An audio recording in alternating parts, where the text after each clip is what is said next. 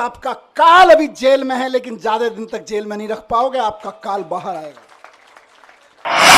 17 महीने लग गए, लेकिन जीत सच्चाई की हुई है, जीत ईमानदारी की हुई है। इसीलिए कहते हैं कि भगवान के घर पे देर है लेकिन अंधेर नहीं है। इन्होंने सोचा इनको जेल में बंद कर दो, तो जैसे आतंकवादी को जेल में डाल देते हैं तो सड़ता रहता है, जैसे ड्रग माफिया को जेल में डालते हैं तो दुनिया में सड़ता रहता है।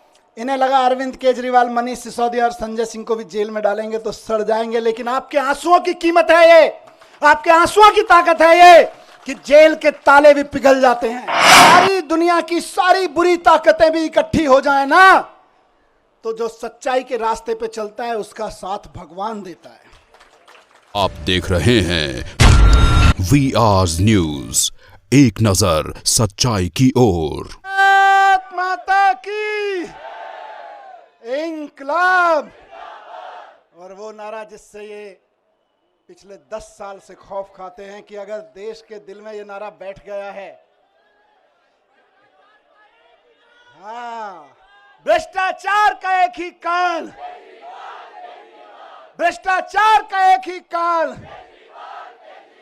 ये ईडी और सीबीआई का ताना बाना इसलिए नहीं बुना गया कि कोई बेईमानी हो गई है। ये ईडी और सीबीआई का ताना बाना इसलिए बुना गया है कि कश्मीर से कन्याकुमारी तक किसी चाय के ढाबे पे भी रुके हुए 10 लोगों से बात करोगे कि केजरीवाल कौन है जानते हो, बोले यार वो दिल्ली में काम बड़ा शानदार कर रहा है, और काम तो कर ही रहा है, ईमानदारी से कर रहा है। केजरीवाल जी का नाम आज ईमानदारी का प्रतीक बन गया पूरे देश में। और भारतीय जनता पार्टी इतनी अपने आप को कहते हैं दुनिया की सबसे बड़ी पार्टी होने के बावजूद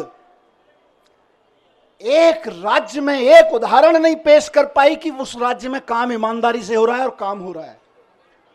उस छवि को बिगाड़ने के लिए ये सारा षड्यंत्र, सारे कुचक्र रचे जा रहे हैं, उस अरविंद केजरीवाल जी की ईमानदारी की छवि को बिगाड़ने के लिए। लेकिन जनता जानती है, जनता के दिल के दरवाजे खुले हुए हैं। आप जेल के दरवाजे बंद कर सकते हो, लेकिन जनता के दिल के दरवाजे बंद नहीं कर सकते। जनता के दिलों में आज भी वही नारा गूंज रहा है पिछले 10 साल से। बताइए क्या? भ्रष्टाचार का एक ही काल, भ्रष्टाचार का एक ही काल।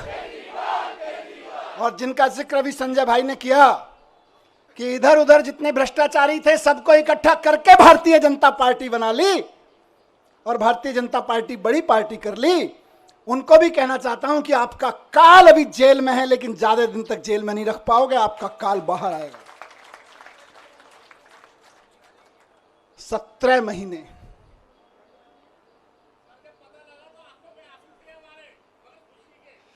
ये आंसुओं, इन आंसुओं ने ही मुझे ताकत दी है 17 महीने जेल में।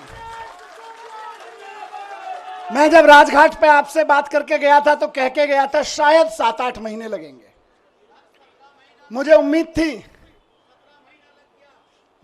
थी कि 7-8 महीने में न्याय मिल जाएगा, लेकिन कोई बात नहीं, 17 महीने लग गए। 17 महीने लग गए, लेकिन जीत सच्चाई की हुई है, जीत ईमानदारी की हुई है। इसीलिए कहते हैं कि भगवान के घर पे देर है लेकिन अंधेर नहीं है।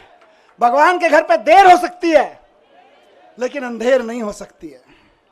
इनकी तो बड़ी कोशिशें करी इन्होंने, संजय भाई के ऊपर, मेरे ऊपर, अरविंद जी के ऊपर, पार्टी के और नेताओं के ऊपर।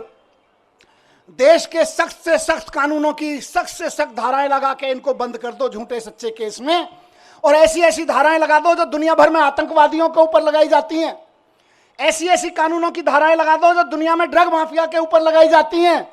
ऐसी ऐसी धाराएं लगा के इन्होंने सोचा इनको जेल में बंद कर दो, तो जैसे आतंकवादी को जेल में डाल देते हैं तो सड़ता रहता है, जैसे ड्रग माफिया को जेल में डालते हैं तो दुनिया में सड़ता रहता है। इन्हें लगा अरविंद केजरीवाल, मनीष सिसोदिया और संजय सिंह को भी जेल में डालेंगे तो सड़ जाएंगे, लेकिन आपके आंसुओं की कीमत है ये, आपके आंसुओं की ताकत है ये कि जेल के ताले भी पिघल जाते हैं।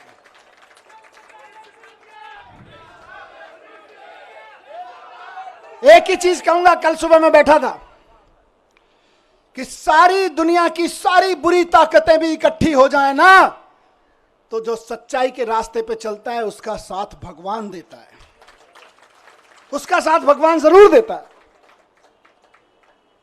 और ये आज बजरंगबली की कृपा है कि 17 महीने बाद सही, लेकिन मैं आपके बीच हूं। और अभी गया मैं बजरंगबली के मंदिर में, पंडित जी ने आशीर्वाद दिया। वहां जो पंडित जी मौजूद होते हैं वही बजरंगबली जी के वाणी बोल रहे होते हैं। उन्होंने बजरंगबली जी की वाणी से आशीर्वाद दिया कि विजयी भव, सफल भव। मैंने कहा जी एक ही सफलता का मंत्र है, दिल्ली के एक एक बच्चे के लिए शानदार स्कूल बना के देने हैं, यही हमारी सफलता है। और इसके लिए मैं कल से कह रहा था अपने साथियों से, हम तो रथ के घोड़े हैं, हमारा असली सारथी अभी जेल में बंद है, वो भी बाहर आ जाएगा। फिर उसके बाद हमको तो जहां हकेंगे हम हकेंगे, लेकिन हमारा असली सारथी अभी जेल में बंद है और जेल के ताले टूटेंगे, बहुत जल्दी छूट के आ जाएंगे। बहुत कृपा है अरविंद जी के ऊपर बजरंगबली की। आपको याद है ना, लंबे समय से बहुत सारे लोग साथ हैं, कितने शुगर का पेशेंट होने के बावजूद कितना लंबा लंबा फास्ट किया, केवल बजरंगबली जी की कृपा से। तमाम तरह के आरोप, इतने इतने आरोप लगाए झूठे झूठे, बच गए, निकल के आ गए, केवल अरविंद जी बजरंगबली जी की कृपा से। और मैं समझता हूं भगवान की कृपा, बजरंगबली जी की कृपा हम पर कल हुई बाबा साहब के दिए हुए संविधान की बदौलत। बाबा साहब ने, जब ये मुकदमे की सुनवाई चल रही थी, मैं बहुत ध्यान से सुन रहा था, पढ़ रहा था, पूरी डिटेल ले रहा था वकील साहबों से। बाबा साहब ने 75 साल पहले, करीब 75 साल पहले अंदाजा लगा लिया था कि कभी कभी ऐसा भी होगा, हम लोकतंत्र का संविधान बना रहे हैं, लेकिन कभी कभी ऐसा भी होगा कि इस देश में तानाशाही ताकतें आके आतंकवादियों और ड्रग माफियाओं पर लगाए जाने वाले कानून को आम आदमी के ऊपर लगाएंगे, व्यापारियों के ऊपर लगाएंगे, विपक्षियों के ऊपर लगाएंगे। तो उस वक्त उन व्यापारियों को, उन आम आदमियों को, उन विपक्षियों को कौन बचाएगा? तो बाबा साहब ने पहले ही लाइन जोड़ दी थी, संविधान बचाएगा। यही भगवान की कृपा है।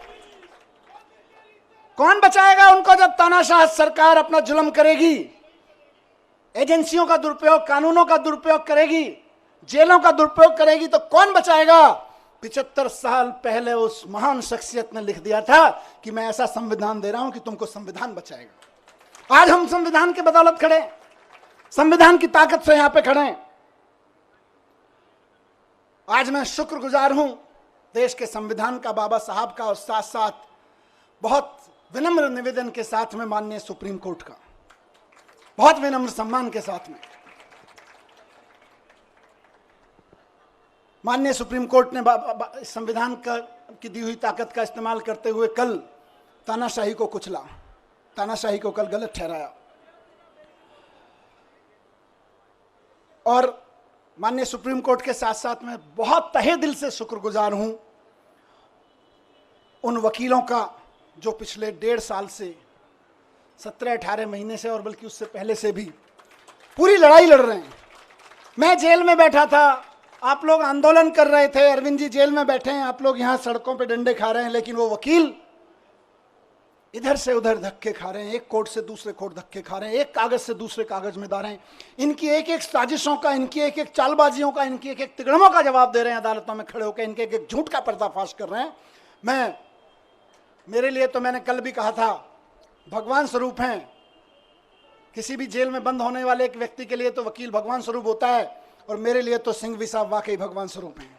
अभिषेक मनु सिंघवी जी, जिन्होंने इस पूरी कानूनी लड़ाई को इस अंजाम तक पहुंचाया, और जल्द ही अरविंद जी को भी बाहर लेकर आएंगे। मैं धन्यवाद करता हूं सिंघवी साहब का, मैं धन्यवाद करता हूं दयान कृष्णन साहब का, मैं धन्यवाद करता हूं मोहित माथुर साहब का, जिन्होंने बहुत बेबाकी से अदालतों के सामने ईडी और सीबीआई और भारतीय जनता पार्टी के सच को बेनकाब किया है।